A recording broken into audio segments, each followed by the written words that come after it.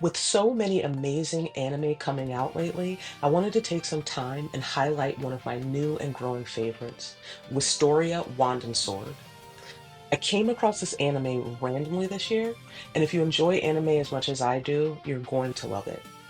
We've got a main character striving with all of his might to reach an unattainable goal, new enemies, friends, and rivals coming out of the woodworks, and Elfie, who yearns to be by Will's side.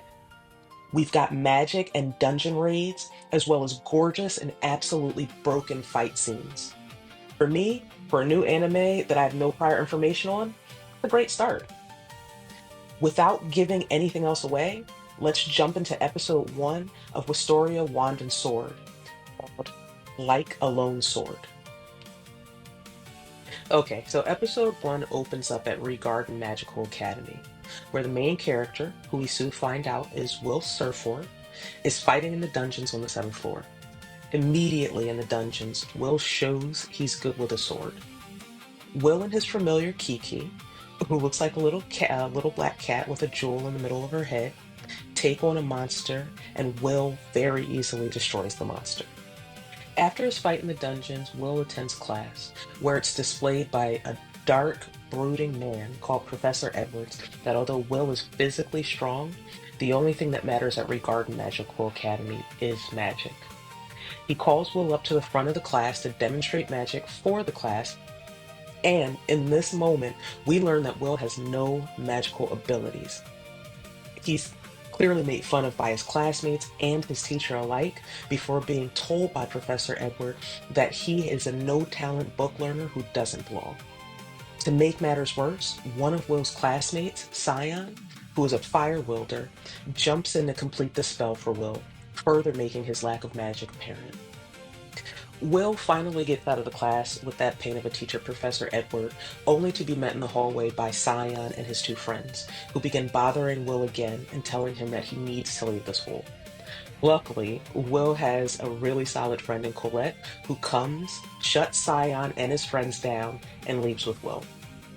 Will and Colette begin to walk the campus grounds together, and at this time, we learn that the five most powerful wizards, known as the Magia Vander, hold up the sky from a tower in the middle of the square.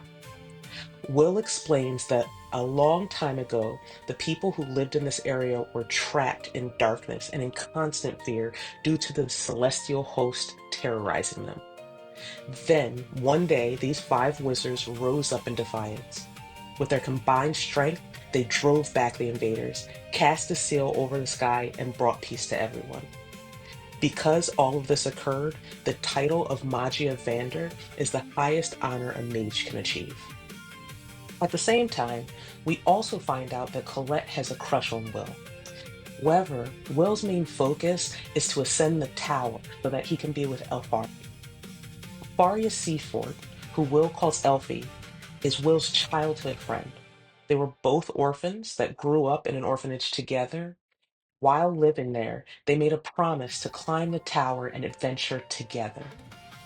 But Elfie, being so strong that she became the youngest Magia Vander ever, ascended the tower without Will.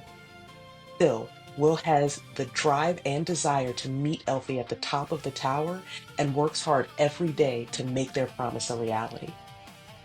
As the episode continues, Will goes to meet with Professor Werkner, who is another of Will's professors, but seems to also be something of a parental figure or a friend to Will. So Professor Werkner scolds Will for going into the dungeons alone because it's unsafe and Will didn't have clearance to go to the 7th floor. But after scolding Will, Professor Werkner still gives him 2 credits for the evil guard monster that Will killed in the dungeon. While talking, Professor Werkner reminds Will that in order to graduate and ascend the tower, Will needs to have top marks in writing, spell work, and praxis. But due to Will's inability to use magic, he'll never get the points that he needs in spell work. And even though you can see that this visibly upsets Will, Professor Werkner gets Will's spirits back up by sending him into the dungeon on his own to help Will get more credits. And although I swear at the beginning of the scene, Professor Werkner just scolded Will for going into the dungeons alone, am I shocked? No. So Will makes his way back to the dungeon, but he doesn't know that his classmate Scion heard about this mission that Professor Workner was sending him on, and Scion ended up taking two of his friends to try to kill Will's monster before Will had a chance to get to it in the dungeon. While in the dungeon, Scion thought that everything was under control, but when he turned around, a monster had attacked one of his friends and completely knocked his friend out. By the time Scion had a chance to react, his other friend was knocked out too. Will heard the commotion and screaming from Scion and came to see what was going on. He encountered Scion trying to protect himself against the monster, which was much stronger than him. Will jumps in to help Scion, even though he knows that he could leave Scion there to die because Scion has spent years torturing Will throughout their years in school. But in this moment, Will decides to take on the fight, with thoughts of Elfie and getting stronger to ascend the tower running through his mind. He ends up fighting the dungeon monster on level 6, as well as protecting Scion and his friends at the same time. While Will is fighting, we learn that Professor Workner can see Will's fights through a crystal that's on the forehead of Will's familiar Kiki. Professor Edwards comes to let Workner know that Scion and his friends are in the dungeon without permission, so the two teachers watch the battle through the familiar's crystal. Will destroys the monster and extends his hand to Scion, but Scion actually seems more enraged that Will was able to defeat the level 6 monster that Scion himself could not defeat.